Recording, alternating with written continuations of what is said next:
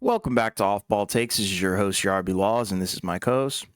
Christopher Wells. We appreciate all the support on the recent content, whether it be our TikToks or YouTube videos.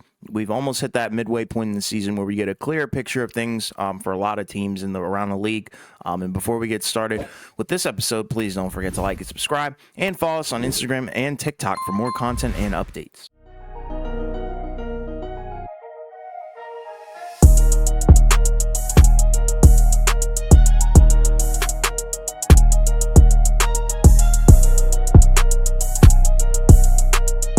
So we're pretty much for most teams at or around, the 41 game mark of the season. So, we're essentially halfway through. So I guess, we're going to probably, well, not probably, we are going to kick off this episode by, kind of basically, grading every team so far with their season, see where they're at. Obviously, these can be subject to change, because it is the midway point and a lot can happen between now, and the end of the season, right? Of course, we have the trade deadline coming up in a few weeks, which we will have a live stream for. And then, of course, just sometimes, the ebbs and flows of the NBA season can just, change some things. So we'll start off in the Eastern Conference, just because I think it's probably a little bit easier to get through that one first. We'll start off, you know, the Pistons, Wizards, and Hornets. I'm personally just going to give all of them Fs, to Okay. kind of go through them, relatively quickly. I mean, Pistons, like, look, when you've won 4 games, through 41 games so far, it'd be pretty hard to get a grade other than an F.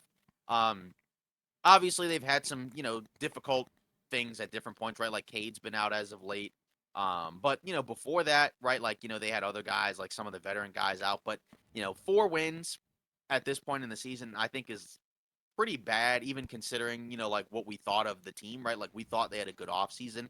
We didn't expect them to be a playoff team or anything like that, but we expected improvement from, last season, right? Last season they were 17 and 65.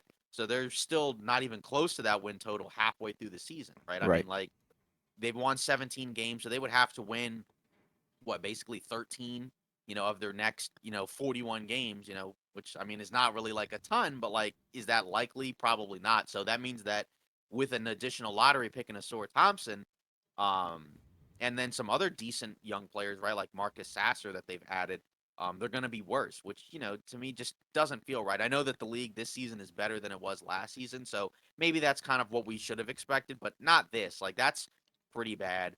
And then, the Wizards, right? We expected them, to take a step back from last season, right? We expected them to be worse because they, moved on from a lot of their longtime guys, like Bradley Beal, other guys that they had, previously, right? Like Porzingis, so you knew a rebuild was coming. So, I mean, I feel like they're probably still worse than you would have expected, like the Pistons.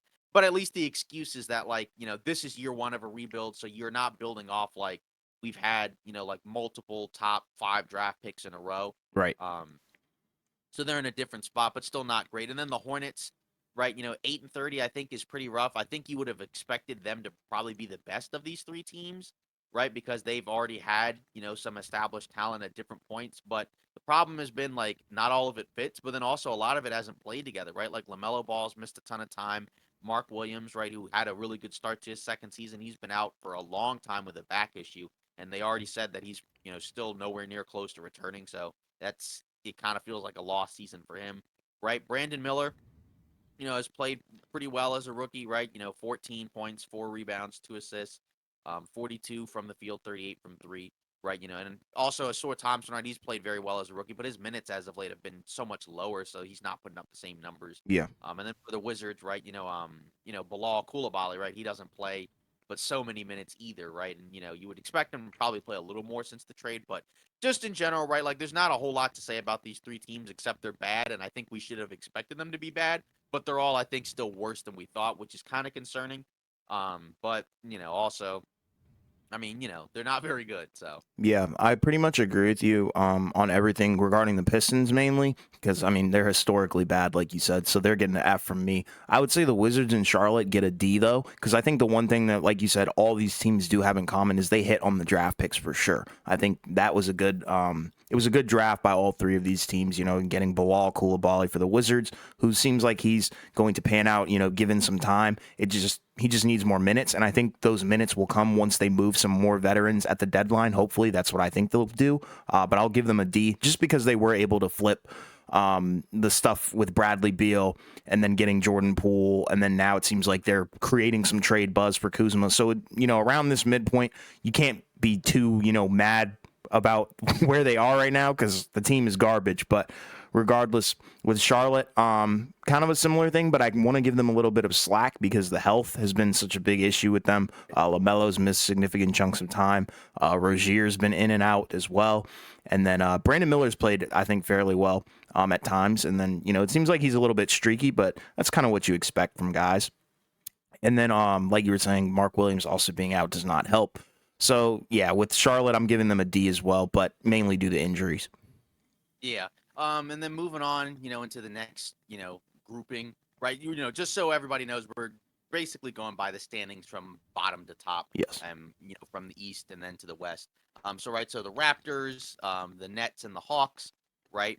These are 12th, 11th, and 10th seeds. For the Raptors, I have a D. You could, if you wanted to, give them lower, but I think with the trades that they made, right, I think that helps, right? And obviously they just made these trade. Well, the Anunoby one happened like a couple weeks ago, and then the Siakam one just happened the other day. So if you wanted to, based off of the trade, maybe you could bump it up to a C. I think they're still worse than I think people would have expected.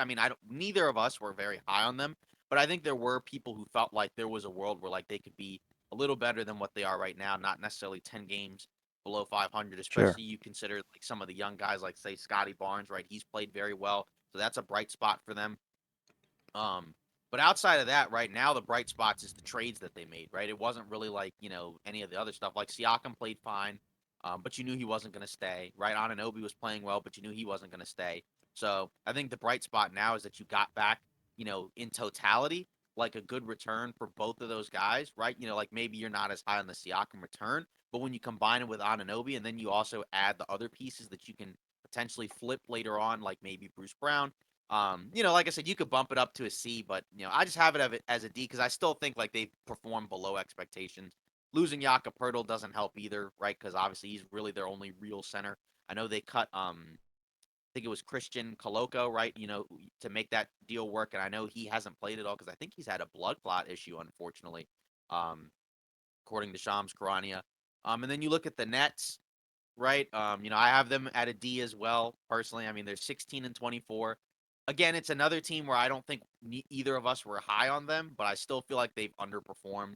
They're 8 games below 500. They just had a rough game-winning loss, or I guess in their case, game-losing shot against the Blazers, right? Simons hitting the game winner.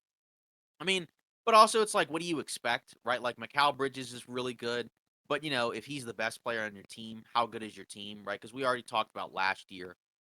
Them making the playoffs was more so a result of the team they had before with Kyrie and Durant, more so than what the team was after the deadline, because that group lost most of their games, Yeah. but the other previous iteration had banked in enough wins that they weren't going to drop.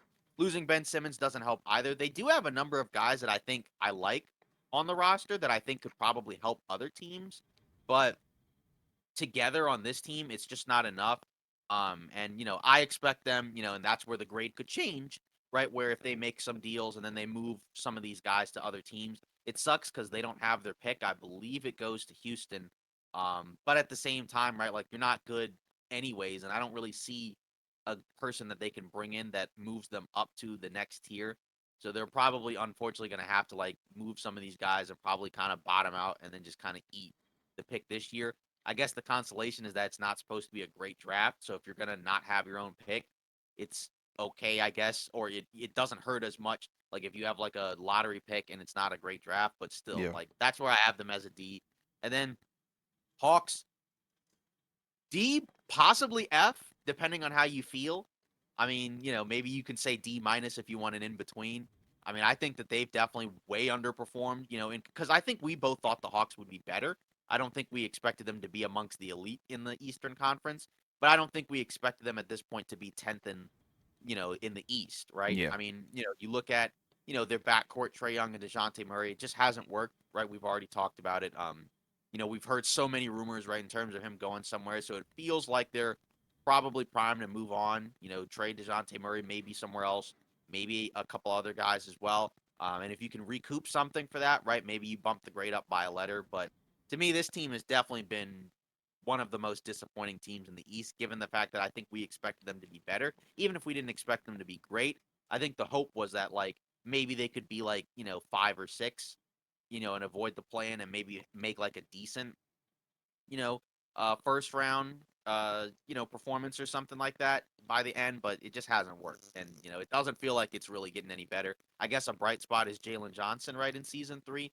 But outside of that, not really much else. I mean, Trey Young's been good. DeJounte Murray's been fine. But, after that, right, AJ Griffin, he's taken a step back. I mean, Bogdanovich, I guess he's a guy that you could say is a 6 man of the year candidate, but there's not a whole lot going for this team. So, like I said, I'd say D's across the board, but somebody could fight me on that if they wanted to. Yeah, and that's what I'm going to do with Toronto. I think Toronto had a little bit better of a mid-season grade for me. I'm putting them at a C, and it's mainly due to the trade stuff, like you were Yeah, saying. right. It all gets coupled together due to the fact that they're just starting a rebuild mid-season is kind of wild. Well, not wild. It's not like we haven't seen this before, but I think that does give them a little bit of leeway, and I like the returns a lot, so I give them a C because I don't Yeah, expect the team to be going crazy, but they have had some moments where they look pretty good. Brooklyn, I would say definitely a D. Didn't really expect much coming into the season, and still not really expecting much going forward. That's kind of the name of the game for them. Like you said, they have a bunch of role players. Ben Simmons being out definitely does not help them at all, I don't think. And then, like you said, there's not really much to look forward to draft wise. So it's kind of a lose situation for them where they are standing right now. And then Atlanta, I would probably say F just because of the regression is so crazy. Like then this happened last year. Like they looked so mid last year, and then coming into this season, they looked somehow even worse. Like you said, there are some bright spots. Trae Young's played pretty good. The efficiency is a little bit down. Now you have DeJounte Murray and trade rumors, so it seems like it's just everything's hitting the fan. And I don't really know what they're going to do, but I think a move is definitely going to be in order. It's just a matter of will that move help them win games? Probably not. I think this season is definitely a wash for Atlanta as well.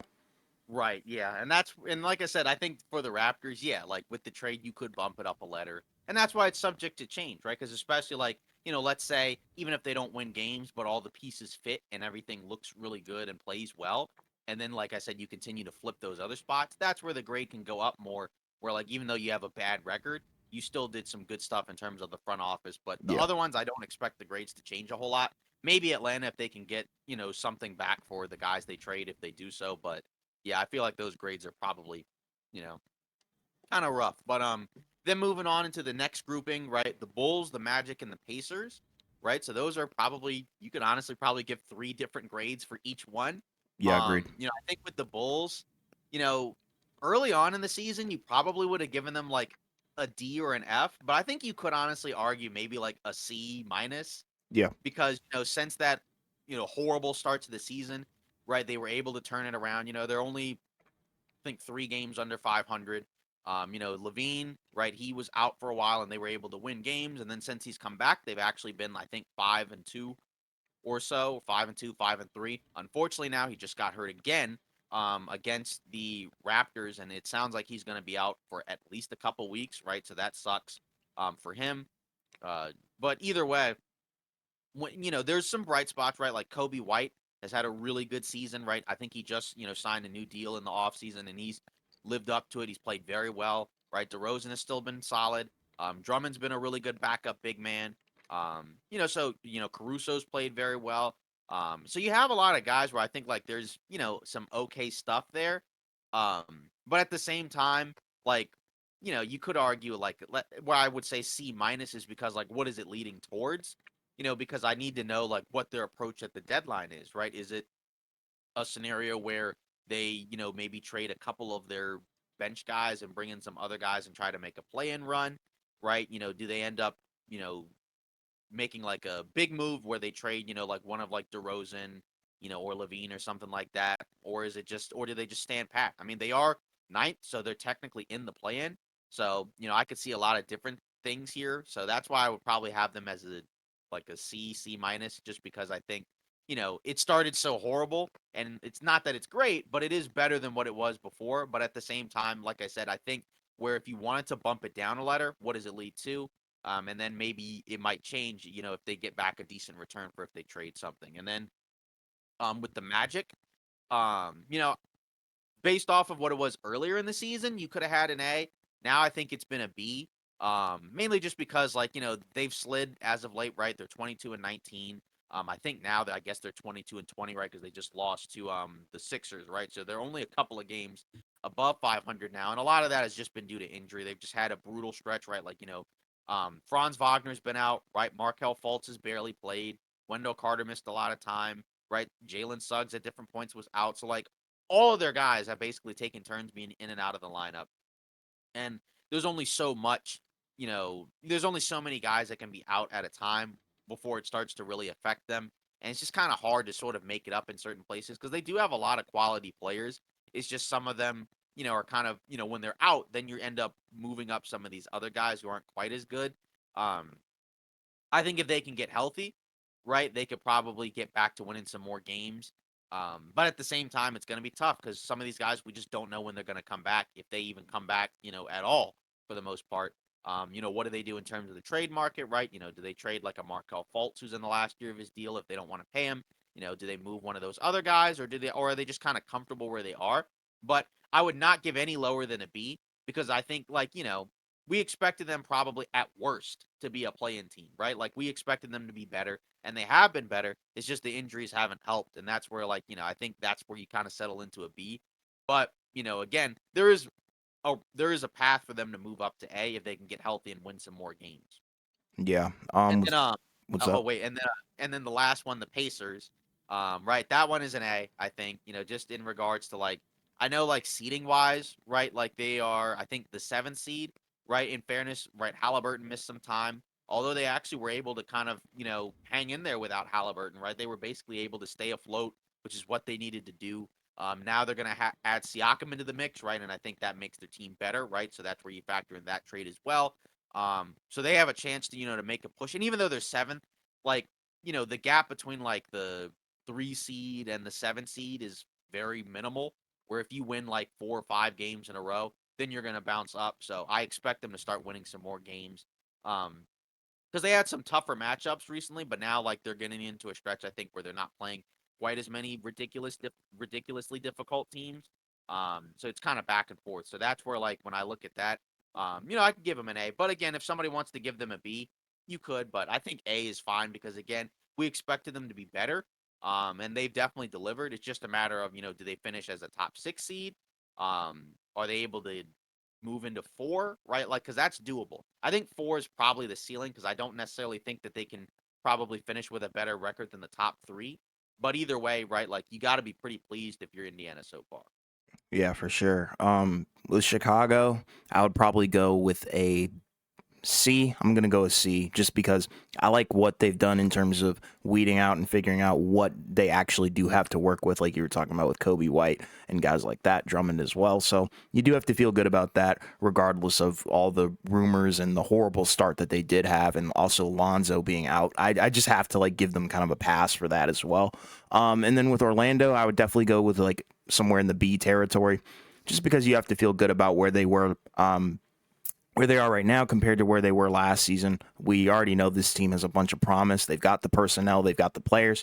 I think they just need a little bit more experience, time, and definitely a blessing from the basketball gods to prevent injuries because like you're saying, that's the name of their game.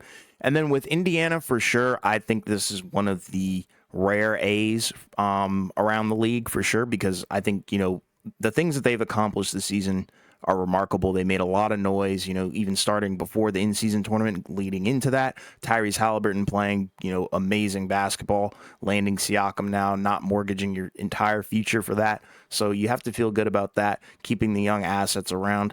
The defense is still rough. That would probably be the only thing that would prevent me from giving them an A plus or something like that. But yeah, for sure. They've had a really, really fun season and I've enjoyed watching them. And then next up, in the next group of teams, right, we got the Heat, the Knicks, and the Cavs. These are pretty much all, B pluses, I guess, for me. I mean, like some of them, maybe you can quibble a little bit with them. Like with the Heat, I think, obviously you got to factor in for them. It's pretty cool how, despite the fact that they've also had similar injury issues to Orlando, where they've had a number of games where like a lot of their key guys were out and they've still been able to, find ways to win. Um, which is a testament to like, the coaching and the depth and, the system that they have in there. The 24 and 17 with the ability to potentially move up, right? A couple spots, right? Depending on if they can go on a streak and if they can stay healthy. The Knicks, right? And the Cavs, it's kind of funny, right? Because standings wise, they're, literally where they were last year, basically, right? Where they were 4 and 5, but the stories are a little bit different, right? Because say with the Cavs, they're the 4 seed despite having a lot of injuries, right? Which is where if you want to bump it up to an A, that's fine. And then with the Knicks, right, again, they lost their starting center, right? Now Isaiah Hartenstein, he's filled in and he's played the role very well, right? Obviously, they made the big Anunoby deal, so that's a plus as well, right? Where like you gave up two, significant rotational guys, but you got back a guy that I think is a better fit, right? You're presumably going to re-sign him. So I mean, with those three teams, like I said, B plus is pretty much across the board, but I wouldn't be mad if somebody decided to give them, any of them an A, just because again, with these three teams, especially the Heat and the Cavs, like the name of the game is the injuries, is the fact that like they've been able to stay afloat towards the upper part of the East, despite not having a ton of games with their big squad, right? Like I said, especially Miami and Cleveland, and then because with Cleveland, right, no Garland or Mobley for a while, and then the Heat have had multiple games where like one or two of like Butler, Hero, or Bam, or somebody else, right? Caleb Martin, somebody, right? Like significant rotational guys. And then also Jaime Jaquez Jr., right? You got to factor that in as well. So, Yeah. We hit our 20-minute mark, FYI, okay. Wow. for the East, but we still got to finish it. Oh, I'll edit that out. But yeah, so with Miami, I'm going to give them an A. I feel really good about what they've done and what they've accomplished this season. Starting with Jaquez, I think that's one of the main things that really gives them a crazy grade for the midseason. It's definitely his play has been stellar. I think if Chet and Wemby were not, rookies, then I think Jaquez would definitely be rookie of the year.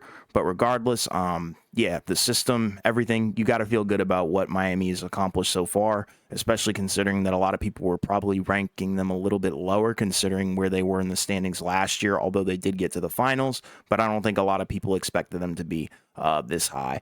And with New York, I would probably go with a B, and same with Cleveland as well, just B's across the board for those two. And it's kind of intriguing, I guess.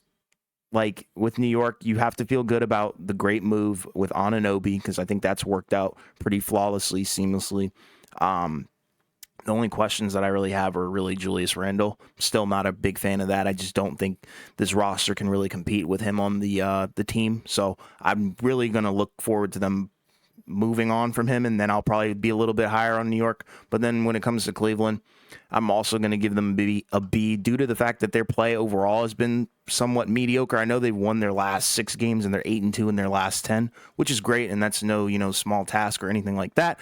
But it seemed like when the starters were all in, it just looked kind of rough. They didn't look like the same Cleveland, even I don't even know if you can really say that because they didn't look too crazy last year, especially in the playoffs. But it just seemed like they lost a little bit of fight, coaching lapses, whatever the case may be. But they have rallied, so that's kind of what's putting them in that B territory for me. Because honestly, it would be a little bit lower, just because I feel like it's been disappointing in terms of the play that I've seen from the starting, really from the starters. But regardless, that's kind of how I feel about those three. right. Yeah, exactly. And then moving on to the top three, right? To be honest, I mean, if you really wanted to, you could give all three of them an A. I mean, the Celtics obviously deserve an A because they've got the best record in the NBA. And then, like, the Sixers, obviously, they've earned an A, right? Because they were able to, get out of the Harden situation and turn it around and provide themselves, some flexibility, either at the deadline or in the offseason, Yeah. right? And then the Bucks, obviously, despite the concerns about the defense, they've still been able to win, a ton of games. So obviously, I think kind of simply put, right, you could give all three of them an A. And I think those three teams, right, the Celtics and the Bucks probably more so, right? Those are your, probably big time contenders, right? Maybe the Heat, maybe if they're able to do something, maybe can make a mini run. I don't know. But regardless, those are the three best teams I think in the East. And there's room for, in fairness to Philly, if they can make like a decent trade, I think there's the potential for them to like kind of like sneakily make like a deep run where like maybe they're able to like knock out one of those other teams and then they can get there. Yeah, sure. I giving all these teams A pluses for different reasons. I guess that would kind of be the way that I would state this. And I guess I'll start with Philly, which I think is the worst of the three. But regardless, that doesn't mean they're bad by any means. The thing with Philly is, I think through the midseason, you have to look at Maxi's development. They took a swing on that and banked on him being really, really good, and he has looked very, very good. Also, getting out of the Harden trade seamlessly, no drama post trade or anything like that, no issues really. Embiid playing the best basketball of his career as well. So you have to feel good. New coaching staff as well. So bam, I think they've hit on every single risk and gamble that they've taken throughout the season so far. You've got to love it. And then also with Milwaukee, you have to feel good about Dame and Giannis, the pairing. You have to. Like, offensively, I think it's looked really good. You can't ignore the defense, but offensively, I think they're carrying the league. They look really, I'm going to say, borderline unstoppable at times. I know they are 5-5 in their last 10. But regardless, I think those two guys, that pairing is really dangerous and might be a little bit underrated come playoff time, because I think come playoff time, that's when they'll most likely have it all figured out, hopefully. And we'll see them potentially even elevate their playing. And then with Boston, nothing needs to be said about this. They're 32-9. The system has worked perfectly. I know they do a lot of analytics and statistical stuff with their 3-point percentages and 3-point attempts and whatnot. Jason Tatum looks really good. Hey, the whole team looks good. You got Derek White coming off the bench sometimes, starting. So, it's interesting. Porzingis has also been a huge hit, I think, as well. So it seems like they've really figured it out. I'm just not sure, if they're going to win the title, but, Right. you do have to feel good about them. I feel like you have to feel the best about them mid-season right now in the East. Yeah, exactly. So that's pretty much, in the Eastern Conference, our midseason grades. Again, let us know, if you agree or disagree. Just you can cut this part out. So Yeah. what was that, like 25, 26 minutes? It was like 23. Okay, so that's not too bad. I mean, like Yeah. that's okay. That's workable. Yeah. Should I start the Yeah, second one? yeah. Start the second Okay. one, Good. and then let me know when it's good. Yeah, you're good. Okay, so now we're going to the Western Conference. And kind of a different story in the sense of like, the Western Conference I think is a lot more, loaded, but at the same time, like it seems like we're starting to kind of see like certain teams, like either separate themselves or, move further down the list. So Yeah. just like the Eastern Conference, right? We're going to start at the bottom, work our way up to the top. Spurs F, honestly could be F minus. They've been so bad. They've been so horrible. I know Wembanyama's played very well, but Yeah. it's really the only bright spot. It's an ugly team. It's not even really fun to watch. They had a guy who wasn't a point guard play point guard for a good chunk of the season. They've since abandoned it. I know he can make some plays as a passer offensively, but didn't make any sense. Keldon Johnson sometimes comes off the bench, but that's neither here nor there, right? Portland, you could say F, honestly. I mean, they've not really been very good either, right? I mean, I know, they're 11-29, so I guess yeah, they've won more games than the Spurs, but they're both bad. Scoot unfortunately hasn't played quite, I think as well as we may have hoped. That doesn't mean he's a bust, right? Because obviously there's still a ton of time in his career to go, right? But 12 and a half points, three rebounds, 5 assists, 36 from the field, 30 from three. That's pretty horrible. And defensively he's not been great either. But again, he's raw, so we'll see, where you go from there. And then also like they've had, like Robert Williams, right? He was hurt. DeAndre Ayton's been hurt. Simons has missed time. So maybe there's a world where they're better than what we thought. But like at the same time, I personally didn't really expect much from them because I didn't think that they expected to be a good team. Um, and then with the Grizzlies, I mean, I guess you could say if you really wanted to be nice, like a D minus. I mean, unless you want to give them an F, but like in fairness, right? Like because of the rough circumstances, right? Like that's where I would probably be okay with a D minus, just because like Ja missed so much time. You didn't expect to be good, and then after that, they've had a ton of injuries. I mean, literally everybody on the roster that's like a impactful player has either missed significant time or is missing significant time as we speak. Yeah. Right, Desmond Bane's in a walking boot. He's gonna miss several weeks. Marcus Smart, right, dislocated his finger shooting a jump shot, right? He's going to be out for several weeks. Um, Adams, his season was over before it began, right? Basically, same with Brandon Clark. Numerous other guys, Luke Kennard, Santi Aldama. It's been like just a nightmarish season for them. I guess the saving grace is that you do have your own first round pick, so you can use that potentially in either draft an impact guy or trade it down the line. So that's kind of, I guess, the lone bright spot. But and in fairness, like as of late, they've won some games that you probably wouldn't have expected.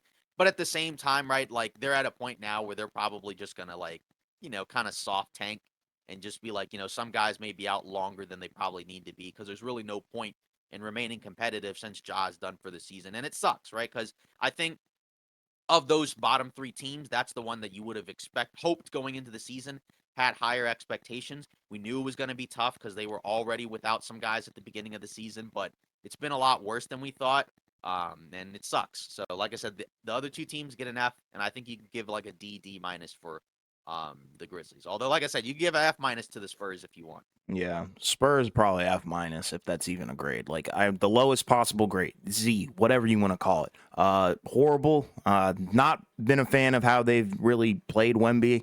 In all honesty, I know he's had that minutes restriction, so I feel like his numbers would have been a little bit more bolstered up and probably would have put him in the front seat, for rookie of the year or whatever, if he didn't have that restriction. But I get the protection, but it's just really about the players, and it seems like they don't really throw him the ball. It just seems like they don't know how to use him yet, which is odd, but I do understand they might just be tanking for a number one pick or whatever they're trying to do.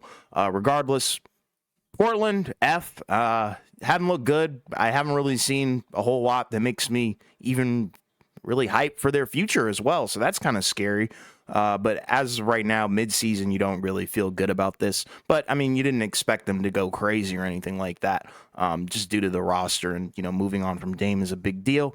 And then with Memphis, I would probably give them a D just to be nice due to the fact that the injuries have just hit them over the head and constantly buried them in the sand. It's ridiculous. And I think, when they were somewhat healthy, and I guess as healthy as they possibly could have been, you did feel good. Because I think a lot of people were like, okay, wow, Ja's back. They're winning games. Like, they might make a playoff push or something like that. People started jumping the gun. But then, he got hurt. So it just seems like one wave after another with this team in terms of the injury stuff. But I'm going to give them a D just due to the fact that when Ja did come back, they looked pretty good. Yeah. Um, it's just not great, Yeah. in those different situations. I mean, I guess you can technically next year you probably would feel the best about the Grizzlies, just because you hope that they're healthy and then they get some of these guys back, and Yeah. then maybe after that, maybe the Spurs and then Portland. We'll see. But moving on. Now we get into the next three groupings, right? Warriors, Rockets, and Lakers, right? Warriors. Mm, I mean, this is tough. I want to give them an F, but at the same time, like I guess I'll be, okay and give them like a D Okay. because they're 18 and 22, right? Going into the season, right? You knew the team had very high aspirations. Now, whether or not they should have felt that way is another story.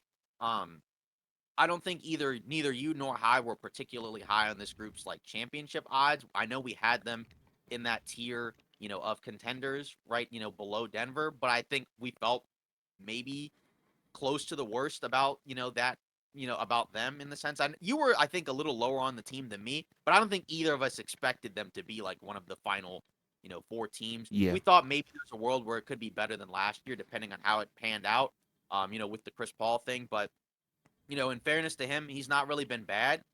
He's helped their second unit, but it's also just not been enough because they've had some other issues as well. You've gotten some regressions from, multiple players, including Clay, as well as Wiggins, right? And those two guys being significantly worse than they were last year really hurts because, without Jordan Poole, you needed a bounce back, resurgent year from Clay, and you needed Wiggins to continue being an impactful player. That hasn't happened.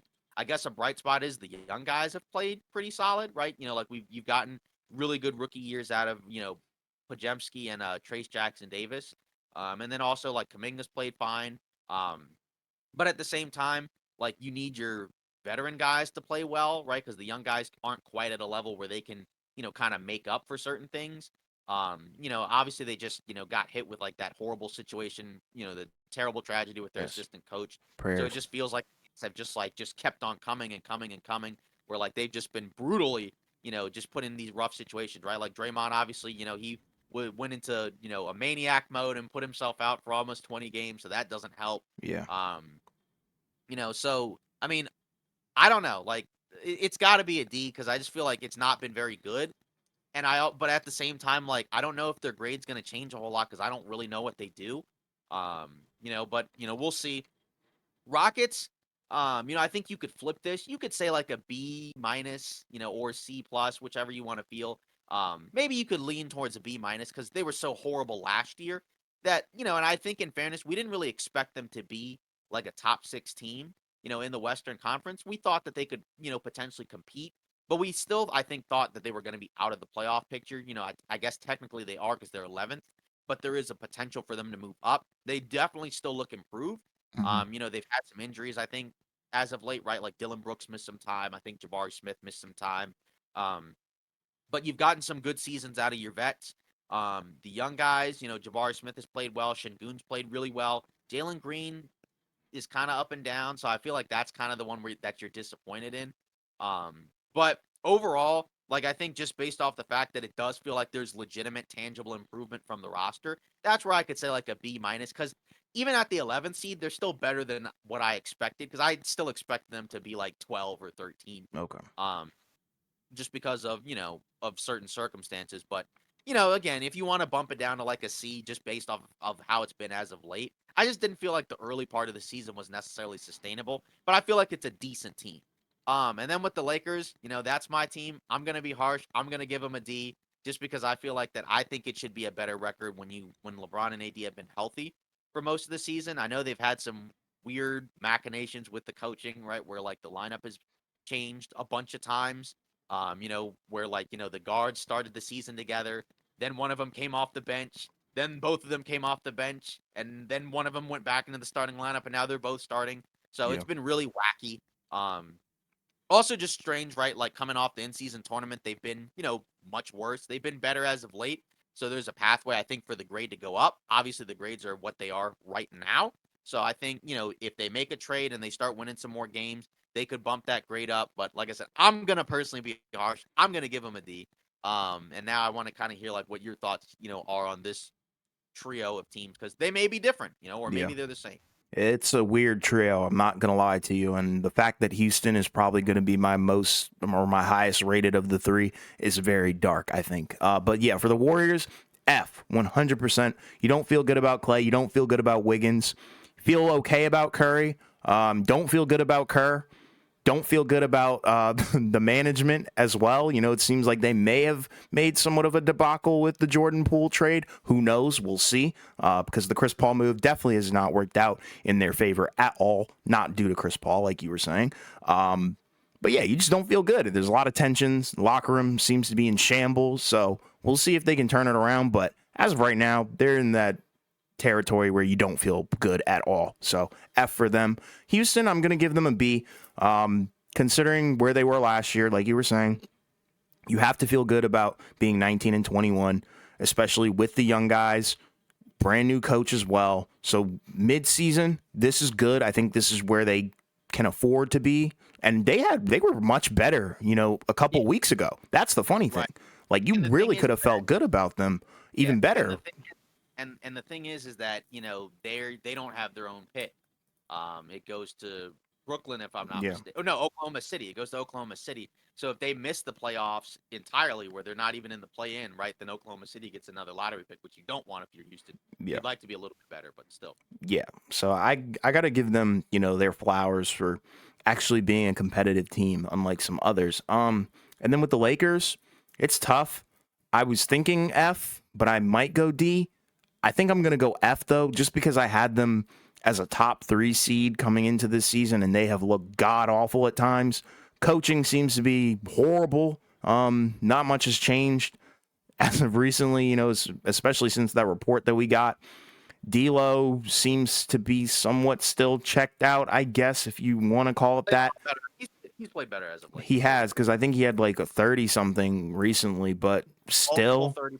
Yeah. yeah, but still, like, even when, like, because I've watched his podcast, sometimes he doesn't really seem to be all too engaged with Laker Nation at the moment right now. But regardless, Reeves looks interesting. The lineup combinations very interesting. That's all I can say is interesting. Like it doesn't make me feel good. It doesn't make me feel like I want to throw up, but it definitely doesn't make me feel like this team has a shot at winning the championship. But I think if they have a good deadline, I think they can easily go up from an F to like a C or something like that.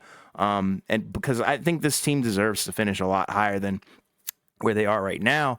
Because I don't know, as long as you have AD and LeBron on the roster, you can't be 10th in the West, in my opinion. And that's where we both gave them, low grades, just like Golden Yeah, State. Because, I know Golden State's had some, wild stuff happen.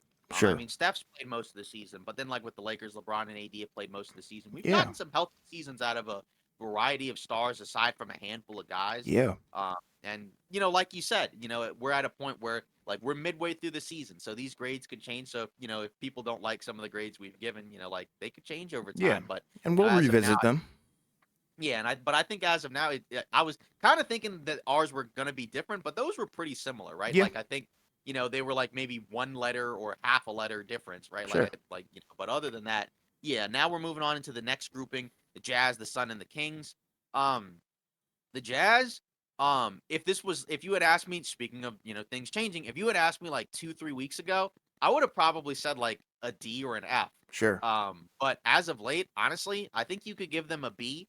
Just they're above 500. Well, I guess yeah, they're above 500, right? One game, but still, they're ninth in the Western Conference. They've made some adjustments, to their lineups and rotations, right? Walker Kessler was a guy who started last year. Now he comes off the bench, right? THT was a guy who earlier in the season started. Now he doesn't really play at all. John Collins, was kind of up and down earlier in the season. He's played better. Markkanen's still been great. Olynyk, Keontae George, right, has been really good as a rookie. Yeah. So there's a lot of bright spots with the group. It is a weird team because it doesn't feel like their record should be as good as it has been. I mean, like I know being one game above 500 doesn't sound great, but when you look at the roster, it doesn't scream to me a roster that would be above 500. So that's where I think you could give them a B. And then the question is, what do they do right at the deadline? Like, are they kind of a team that maybe sells and moves a few guys, or do they like maybe see if they can like bring in somebody else? Right. Maybe to make them like a little bit better. I don't know. There's some, the coaching I think has been pretty good. Since the coach had that hilarious statement, I think a little earlier in the season when he said, what did he say? Like something about like the team basically like looking like dog, you know Yeah. what, Yeah. right? Yeah. Like that was yeah, a masterpiece of dog, right? Yes. Like Yeah. that's yeah, they got blown out, and he said that, and since then they've been playing much better. Colin Sexton's also been a really good bright spot, right? So he was a guy that they traded for in that Donovan Mitchell trade, I believe. So Mm-hmm. it's been working out pretty well.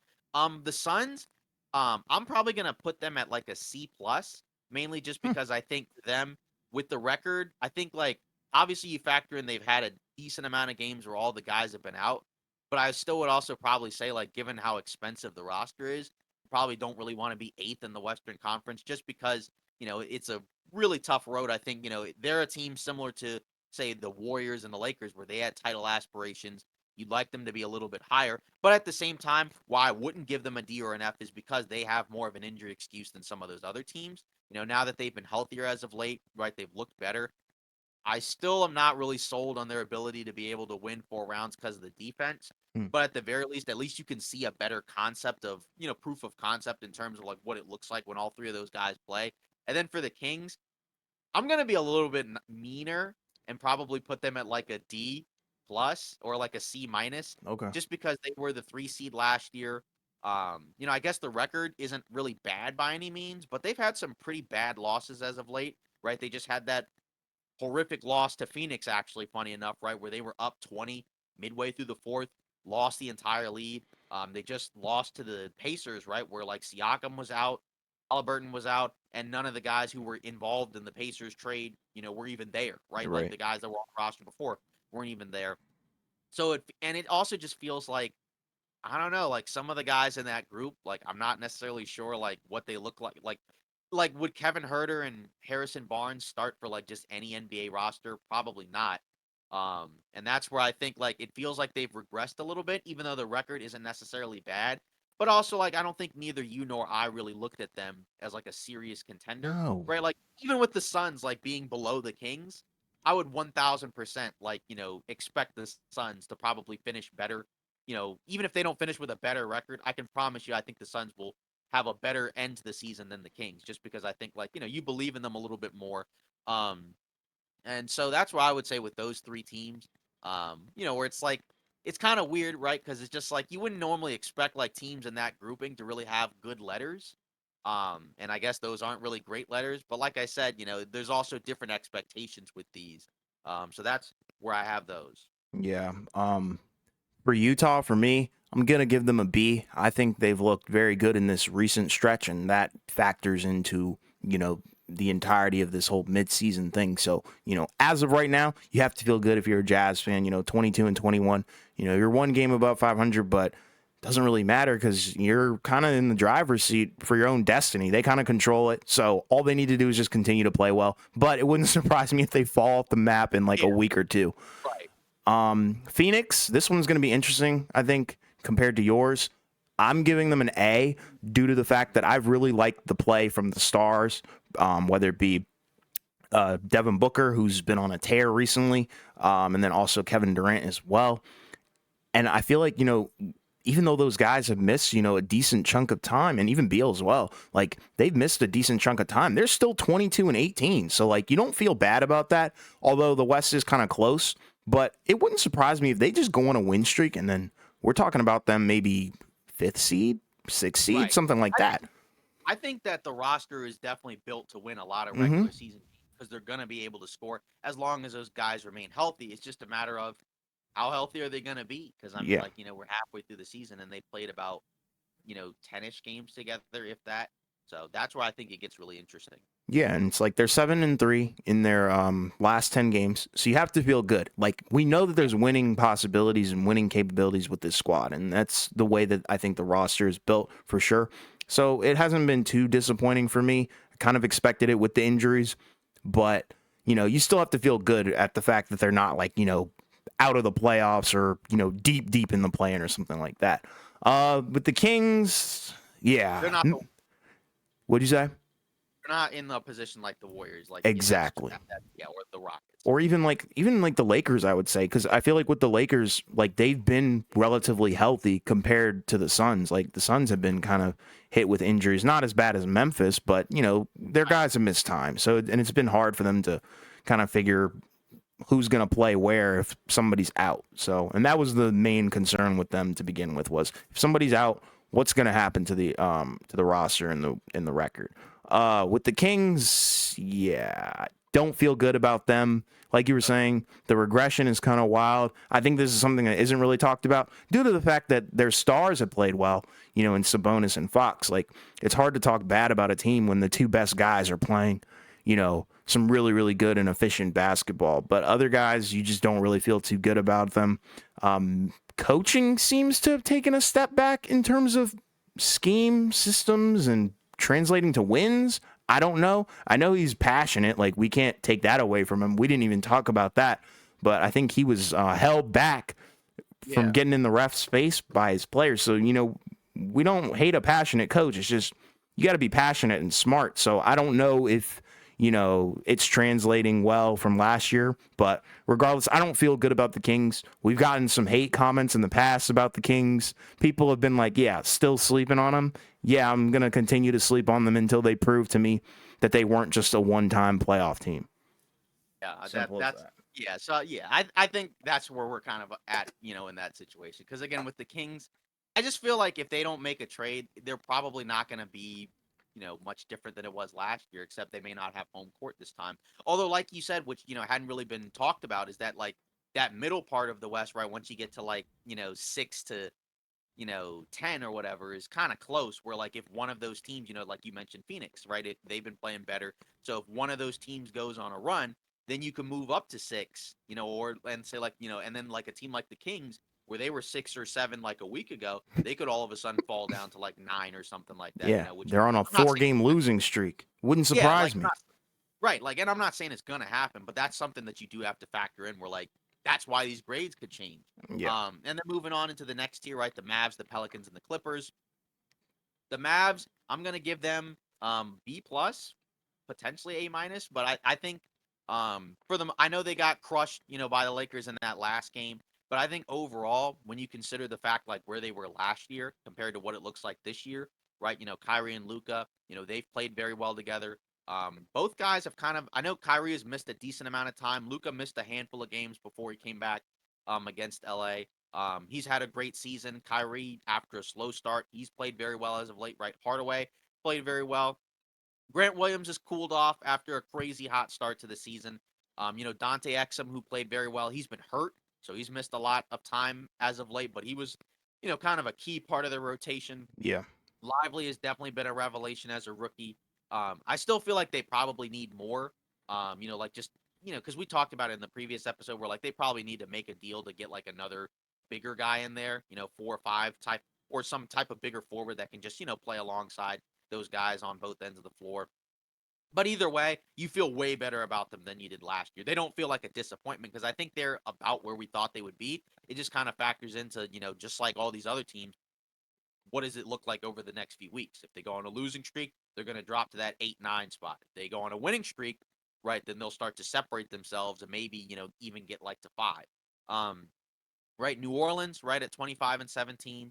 Um, I'm going to give them a B plus as well, or A minus again if you prefer. Zion and Ingram have been pretty healthy this season, so that's a bright spot. A lot of the other guys around them, I think, have played pretty well. Right, McCollum's played well. Valanciunas has played well. Herb Jones has played pretty well. Right, Trey Murphy, after starting the season off hurt, he's come back. He's been healthy. He's played well. They also had other guys who were in their rotation that started off the year off hurt, and they've come back, so they've looked much better. I do wonder what their approach at the deadline is, but I still feel like, at the same time, regardless of what happens, like if you're the Pelicans, you got to feel good about where you are at this point. Because remember last season, right around this time, a little earlier before that, right, like they were the 1 seed or whatever at in the Western Conference, and then the injuries hit, and then they took a drop off. Now this feels probably about where they probably should be, somewhere between like that 5 to 8 spot. I think makes a lot of sense because they have a lot of talent, and when their guys are healthy, they usually look pretty good. They've had some blown leads at times, which is rough, but they're also led by some younger guys as well. Um, so I would give both of those teams a B plus, and then the Clippers, right? I think you could say A plus, honestly. Since that weird beginning part of the Harden trade where they lost 6, 7 games in a row. They've been on a tear. Pretty much been one of the best teams in the NBA.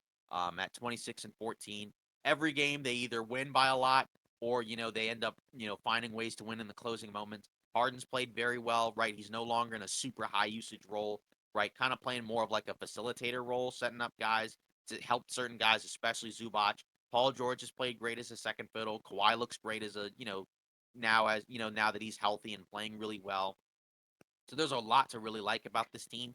They could potentially upgrade at the deadline, maybe if they want to move some of those guys who aren't playing right now, like say like a PJ Tucker or Bones Highland. So I have no real negatives about this team. It kind of feels like they may be the team after Denver, where like you feel like that could be the other team that could potentially come out of the West. I think personally over maybe a couple of the teams at the top. So they get pretty much like a A plus from me. Yeah. Pretty similar for me as well. So with Dallas, I'm gonna give them a B. You have to feel good about everything that's happened. You still don't feel too good about the defense. I think that's something that's hurt them. But Luka's been playing out of his mind, and then Kyrie coming back. But it seems like he's still not the most durable kind of guy on the planet. So he's gonna miss some time here and there. But that was kind of what you expected. So, but you can't be mad at the results. Definitely a huge bounce back year from last year, because I think around this time last year we weren't feeling too good about Dallas. And then with the Pelicans, I think you have to feel good about them as well. They've kind of turned things around ever since the abysmal in-season tournament debacle with them. So it seems like Zion's kind of picked up the pace. Brandon Ingram as well. So there's some potential here. This might be the year where it's like, okay, we might be back on the Pelicans coattails or whatever. Clippers, huge deal. A plus for them. Big bounce back from, years and years of talk of they're the kings of LA. They run it, So now they're in the driver's seat. I think they are one of those teams that's a sleeper team. It wouldn't surprise me, if it come playoff time and we're talking like second or even like the conference finals, like they could pull off an upset against one of the teams that's ranked a little bit higher than them or whatever. So that Right. wouldn't surprise me if like they make a trip to the finals just due to how well they've played. It just all comes down to playoffs, health. Hopefully everybody stays healthy. I think that's the one kryptonite of this team. Like I feel like Yeah. if one or two of these guys go down, good lord, I think the team might fall apart in itself. Yeah. But you do have to feel good about where they are right now, and that's what the topic is. So Yeah. A plus for them. This has essentially been the healthiest Kawhi and Paul George have been, and they both have played great. And now Yeah, Harden's in there, so that's where you feel really good about the team. And and I think both you and I think like that's one of those teams where like now they have the ability to come out of the West if they stay healthy. absolutely. Um, so now we move into the top three. That's Denver, the Thunder, and Minnesota. Denver, I'm gonna give a B plus. I mean, I think the season has still been good, right? Because obviously, like they're the third seed, but they're only like a couple games back. They just, as we were talking, and going over this stuff, right? They just got a huge win, over the Celtics, right? That's the first Celtics loss at home, right? And that was a game where for most of the game they were trailing. So, big win there. And that's kind of an example of like these are the defending champs. So we know that they're not going to quite, have the same level of intensity as they did last year, but when it comes time, to have like the big games against certain matchups, they're going to turn it on. Um, I do think, one thing about the team is like the bench doesn't feel quite as, still doesn't feel great. I think that's definitely a weakness. I know that they've gotten to like some decent contributions at times from guys like say Reggie Jackson, and some of the young guys will show up like Peyton Watson or Christian Brown. It does feel like they need a little bit more help in that second unit, just so that way things don't completely fall apart. But it may not matter come playoff time. We'll see. And then with Oklahoma City and Minnesota, both of them, I think you could honestly say like A pluses. Honestly, just given the fact that I don't think either of us expected them to be like the 1 and 2 seeds. And they both played very well. Right, Minnesota's got the number one defense. The offense has been kind of up and down. But again, you've gotten a great season from Anthony Edwards, right? Like I know they're 19th on offense, which is kind of weird. But the number one defense, Edwards has played like a superstar, having a career year, right? He took the leap that we were hoping for, especially as a playmaker. Still playing really hard on the defensive end. The fit between Towns and Gobert has been a lot more, impactful this season, right? Where both guys are playing well and they're winning, when both guys are on the floor. Yeah. Um, Towns has kind of taken a step back into that number two role, but it hasn't affected really his stats too much. His efficiency's been really good. Gobert's had a huge bounce back season, looking like a possible favorite for the defensive player of the year. I think he probably is the favorite for the defensive player of the year. Yeah. McDaniels, right? His offensive game looks good. Conley still plays really well. And then with Oklahoma City, right? Again, all the young guys have, played up to expectations and then some. Shea Gilgeous-Alexander, right? Looking like an MVP candidate. Averaging, over 30 a game, 6 rebounds, 6 assists, leading the league in steals, right? Jalen Williams, right, as like the number two guy, he's been really good. Chet Holmgren has also been great as a rookie. Um, so there's a lot to like. When I look at those two teams, I feel like with OKC, the thing that still concerns me is you don't have another big guy outside of Chet. And that's where, like, there's a potential for, like, if they face one of those other teams, like, say in that 7-8 tier, like there's a world where they could be upset in the first round just because, like, if it's a big team, that's kind of physical, then that's going to be a tough matchup for them, right? Like, like I think, like, say in the regular season, we've seen the Lakers beat Oklahoma City a couple of times because they don't have really any answers for, either LeBron or AD. And, just those kind of matchups are going to be tough. If they can get one of those big guys, then they'll probably be fine. Um, but either way, regardless, going into the season, we didn't expect them to be, in this tier anyway. So and that's where both of these two teams get A pluses, from me. And I think, it's going to be really interesting to see, because the top three seeds are very close in terms of where they are in terms of like games apart. So I think it'll be interesting to see who actually grabs the one seed and whether or not it makes a real difference. Yeah. Mine are pretty similar except for Denver. I have Denver with an A. I feel like they've still looked very good. Not a huge regression, like you were saying with the bench. That is a big issue for sure. But in general, as a team, I think it's been very cohesive. Nobody's really looked horrible or anything like that. There hasn't been any like crazy issues or anything. And even in their last 10 games, they're 6-4. Yeah, Um, Aaron Gordon, I think, has been a little worse this sure. season than I think he was last year. I'll give you that. Yeah. And then Jamal Murray kind of just flying under the radar as he normally does. We'll probably see him turn it up in playoffs. I think this is where this team is probably going to shine. I think, they don't get a lot of love in the regular season, and that's cool. That's just due to the fact that, their market, and they don't have any players that make you go, wow, and, don't have a crazy amount of highlights or anything like that. But I think they're still one of the best teams in the NBA. Clearly, is that's why they're the third in the West. And then Oklahoma City and Minnesota Timberwolves. Both those guys, they get A pluses. I mean, those two teams have been really, really phenomenal. I don't think people expected Minnesota to be this good. I think people thought that they would have a bounce back season, especially due to the fact that we saw Anthony Edwards taking that leap in Team USA, and it's definitely transitioned to the NBA.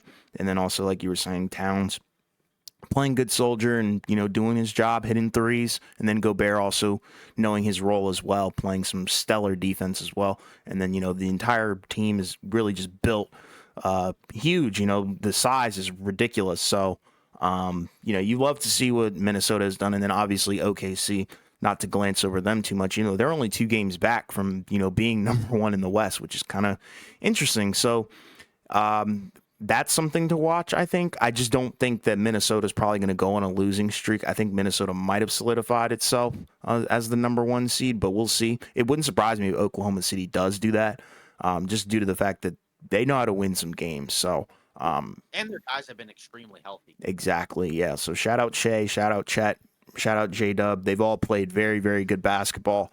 Hopefully it just transitions to the playoffs. I think that's the number 1 question for them. But midseason right now, you've got to feel amazing if you're, Oklahoma City. So, I mean, let us know in the comments, your thoughts on, our midseason rankings. I mean, of course, maybe you agree, disagree. I feel like there's probably going to be like splits on some of these, but I Mm-hmm. think for the most part, you know, I think we were pretty fair for most of these, rankings and grades. And again, you also got to acknowledge it could change, in a couple weeks, right? Especially because the standings for a lot of these teams are very close. So, who the 7th seed right now is could be like the 6th seed and or excuse me, the 5 seed, in like a week, or whoever the 9th seed is, right, could be like the 6th seed in like a week or so. So, Yeah. um, now we're gonna, close it out with news and rumors.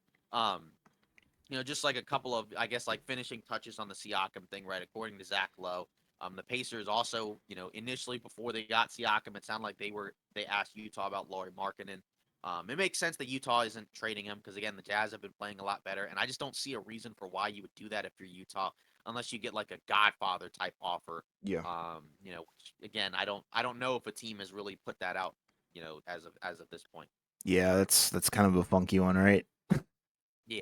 And then, Siakam, apparently like stuff happened behind the scenes, according to Chris Haynes, that kind of made him sour on the situation. My guess is that Sacramento probably wasn't all that keen on giving him a max. And maybe Toronto also didn't like the package, but if he soured on it, my guess is that Sacramento may not have been like all in on like, yeah, we're gonna re-sign you, and maybe he didn't want to stay there. Who Yeah, knows? But that's the tricky I thing. think that's kind of what we had heard, sort of as of late.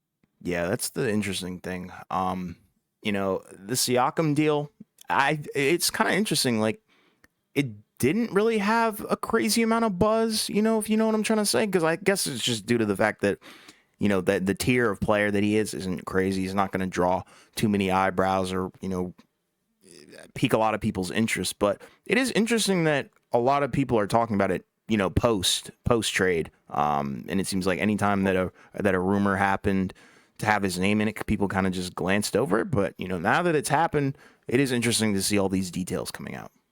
Right, and that's what we're going to hear from some of these deals. Like, say, whenever DeJounte Murray gets traded, we're probably going to start hearing some like hit pieces about like what it was like while he Yeah. was in Atlanta or something like that. Yeah. This is kind of like this is like what we generally get. Yeah. When trades, when these type of trades happen. We'll see. Absolutely. Right, like as soon as Aiton got moved, right, like you heard all this stuff about like, oh, they hated him, they wanted him out of there. So, Yeah. um, and then, according to Brian Windhorst, he said the NBA teams right now don't really value the 2024 first round picks. I think that kind of, speaks volumes about it. Sounds like a lot of people are not very high on this upcoming draft class. It's not necessarily that like the guys coming in aren't very good.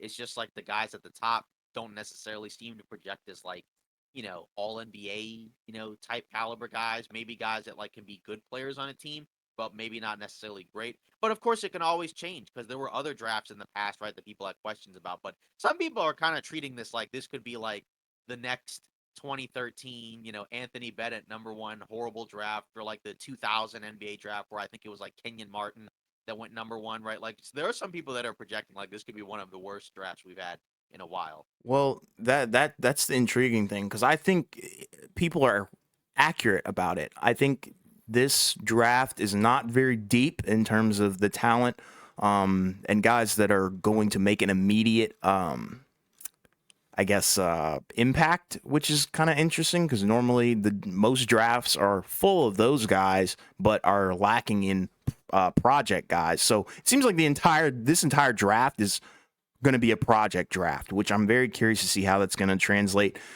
down the line because there's a lot of bigs in this draft. There's a lot of forwards. The guards seem to have cooled off somewhat. I'm talking college stuff.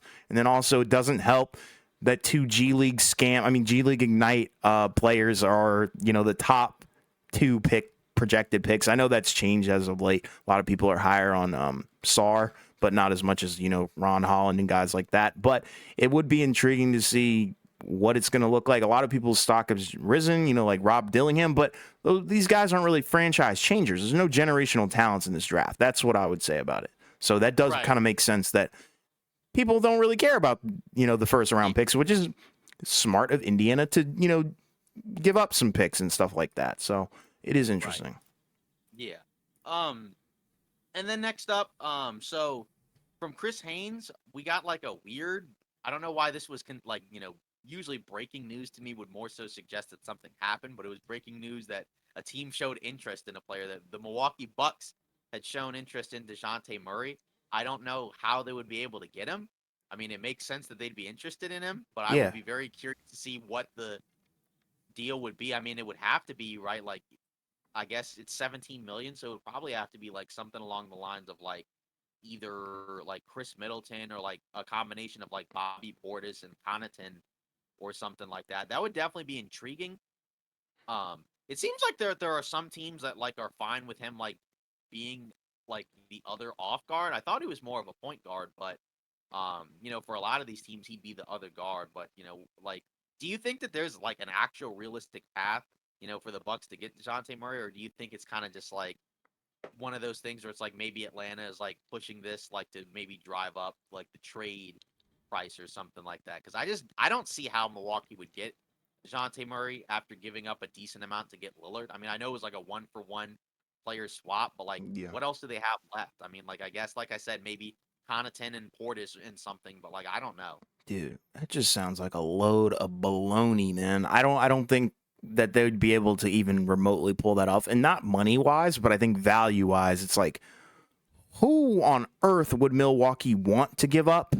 And who on earth would Atlanta be willing to take? That would be my question. I don't think it's possible for them to acquire him, especially when I think there's going to be better deals out there for DeJounte Murray. And we've already heard kind of rumblings of other teams that I think can easily come up with a 10 times better package than anything Milwaukee can put out there. So that's a no-go for me. But, I mean, what team wouldn't be interested in him? You know what I mean? Right? Yeah, I think that like that's where I'm kind of surprised that was even put out as like a breaking news. It gets I don't know, like I'm kind of waiting like for like somebody to actually put out that he got traded. I'm sure it'll probably be like on a day where we're not recording, but we'll see. Um, and then next up, according to the Athletic with Jovan Buha. And I think believe also Anthony Irwin also reported this as well. Like with the Dejounte Murray Lakers trade talks, it kind of stalled. It sounded like the initial deal was going to be like D'Lo, 2029 first, potential additional draft compensation, so maybe like I don't know seconds or pick swaps or whatever, and then like D'Angelo Russell. So like that was, and then I think also JHS Jalen Hood Scapino, right, their Okay. rookie. And then it was Yeah. set to kind of go through, and then eventually like Atlanta turned it down and was like, we want Austin Reeves, and LA said no, which makes sense. So now we're just kind of like I guess at this standoff point, right, where like one of those teams is gonna break. I don't expect LA to give up Austin Reeves for Dejounte Murray, so either Atlanta, lowers the asking price or like some other team, ends up, jumping in, which is certainly possible, but kind of always like an interesting story. Yeah. Um, and then, I guess you can kind of, put your thoughts on this because this next thing is kind of tied to it, but you can, comment I first, mean, about what you were. it's intriguing. I mean, you would kind of expect the standoff to happen. Kind of like one of those Western standoffs where everybody's just staring at each other. Because I mean, why would the Lakers give up Austin Reeves? That would be my question.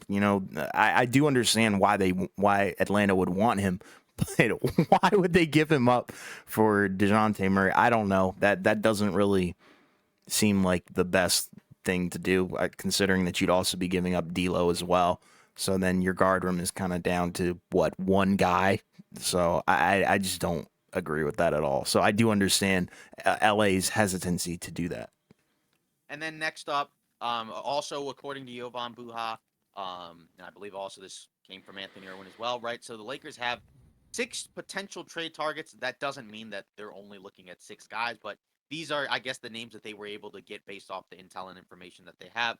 Um, Bruce Brown, Jeremy Grant, Royce O'Neal, Dorian Finney-Smith, Terry Rozier, Gary Trent Jr. Um, so some of these I don't really like expect to happen. Like the Rozier one would be pretty surprising to me Yeah, because his contract, I think is kind of up there. I know it's not like a crazy amount, but it's also like a very long term deal.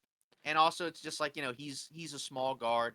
I know he's you could probably say he's a better maybe you could say he's like on par with D'Lo. I don't feel like he's significantly better. I hmm, mean, maybe you might feel like he's better, but I feel like they're kind of in a similar tier where they're like below All Star. yeah, But like on any given night they could play pretty well. sure. Yeah, he makes 23 million this season.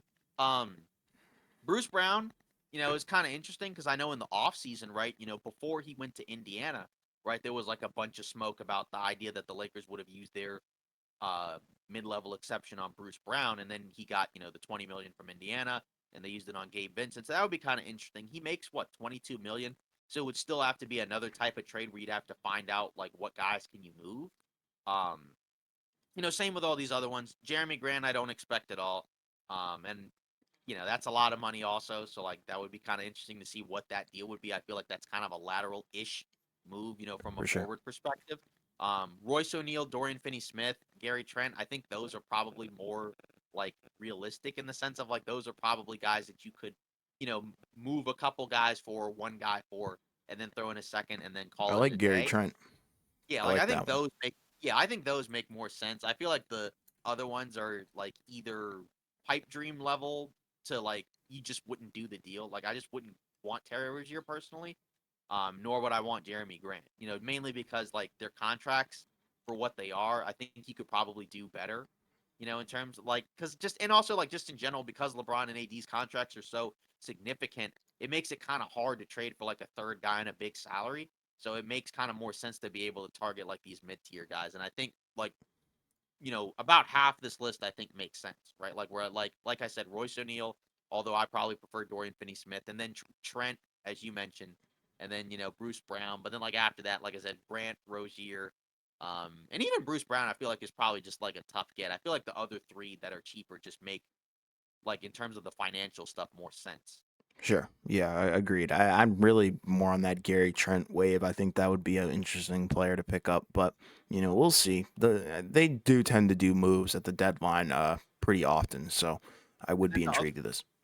And then the other thing is they don't typically do the obvious move that's always like, that has like a lot of heavy reporting to it. Hmm. Because we already mentioned before, right? Like in the previous episode, right, where, when they did the Westbrook deal, there was reporting on it, but not a whole lot. And, before the Westbrook deal was even put out, right, they had the other trade that was put out by Woj, and then Shams put out the Westbrook deal. Then, like the Russell Westbrook trade, right, last season, you know, the one that we had talked about for several months, right, was the heel Turner one.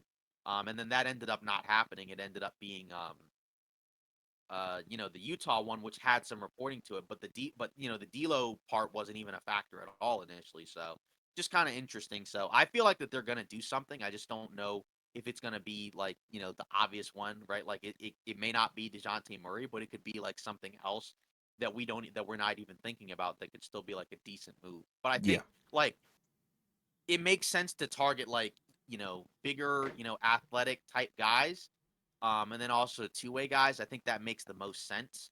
I know with Murray, I don't think his defense has been as good the last couple of seasons, so I'm kind of curious, why that is. Right? Is it because like there's just been slippage? Is it because he's of who he's playing next to? Is it because he's not trying? Like I don't know what it is. I'm gonna That would go be out on a limb and say it's because he's not trying. I'm telling you, I feel like the Spurs were like, "You're gonna play defense for us, or your role isn't gonna be what you think it is." That's what I'm right. thinking.